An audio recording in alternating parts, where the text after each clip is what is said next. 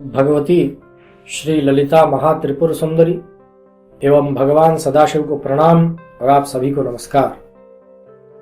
प्रिय दर्शकों, आज हमारे एक दर्शक की जिज्ञासा है कि भगवान को अर्पण की हुई माला जब हमें प्रसाद के रूप में प्राप्त होती है तो हमें उसका क्या करना चाहिए।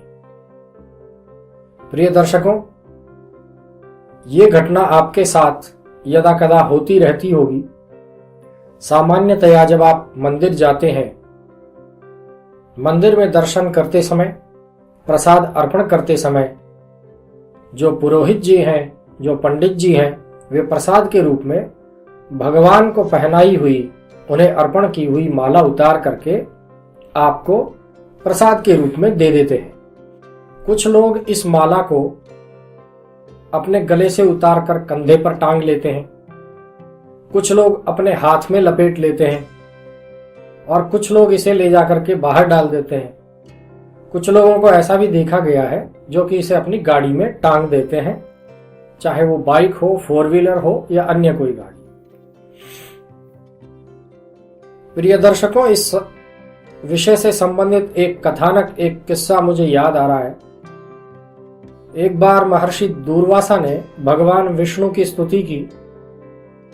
भगवान ने उन्हें दर्शन दिए और प्रसाद रूप में अपने गले में पहनी हुई माला उतार करके महर्षि दूर्वासा को दे दी।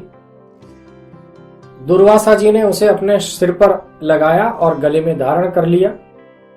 उसके बाद वे अपने आश्रम की ओर चले। मार्ग में उन्हें ऐरावत हाथी पर विराजमान देवराज इंद्र मिले। देवराज इंद्र ने महर्षि दूर्वासा को देखा और ऐरावत से उतरकर उन्हें यथोचित प्रणाम किया, उनका अभिवादन किया। महर्षि दूर्वासा ने यह सोचा कि जब ये आशीर्वाद ले रहे हैं तो इन्हें आशीर्वाद के स्वरूप में कुछ दिया भी जाए।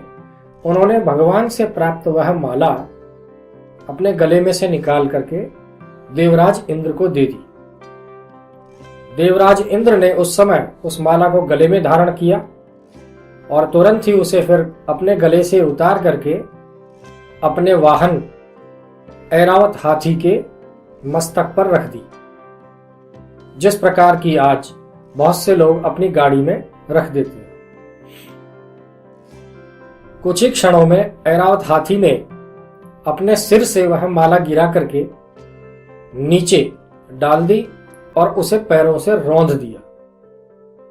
इसे देखते ही क्रोध स्वरूप भगवान दूर्वासा, जो स्वयं शिव के अवतार माने जाते हैं, उन्होंने इंद्र को शाप दिया कि तुम श्री विहीन हो जाओगे। आगे के कथानक की हम चर्चा नहीं करेंगे, किंतु हमें यहां यह समझना चाहिए कि जो माला भगवान के वक्षस्थल को, भगवान के चरणों को स्पर्श करके आई हो, जैसा कि आप जानते हैं हम सीधा भगवान के वक्षस्थल को स्पर्श नहीं कर सकते हैं, उनके चरणों को स्पर्श नहीं कर सकते हैं, तो यह माला हमें उनके वक्षस्थल के स्पर्श का, उनके चरणों के स्पर्श करने का आभास देती है, वह अनुभव देती है और वह कृपा मिलती है।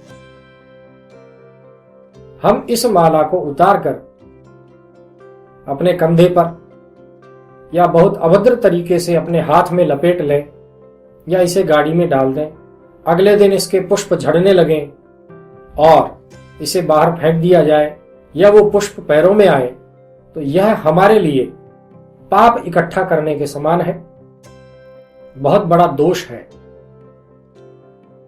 आप सभी को यह जानकारी होगी कि भगवान शिव का गण, प्रिय गण पुष्पदंत भगवान की बहुत आराधना करते थे, किंतु भगवान शिव को अर्पित किया हुआ बिल्वपत्र उनके पैरों से लग गया और उनका गणत्व दूर हो गया, अर्थात उन्हें भगवान शिव के गण रहने से दूर कर दिया गया, पाप का भागी बनना पड़ा।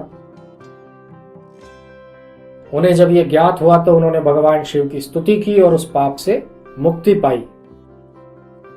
इन सभी कथाओं का अथवा उपदेशों का यह सार है कि भगवान के प्रसाद के रूप में प्राप्त कोई भी माला, पुष्प तुलसी का दल अथवा बिल्वपत्र, कोई भी प्रसाद हो, इसे हम सर्वप्रथम सिर पर धारण करें। उसके बाद यथोचित सम्मान प्रदान करें। यदि माला है तो गले में धारण करें, तुलसी दल है तो उसे प्रसाद के रूप में ग्रहण करें, बिल्वपत्र है उसे मस्तक पर धारण करें और यथोचित सम्मान प्रदान करें।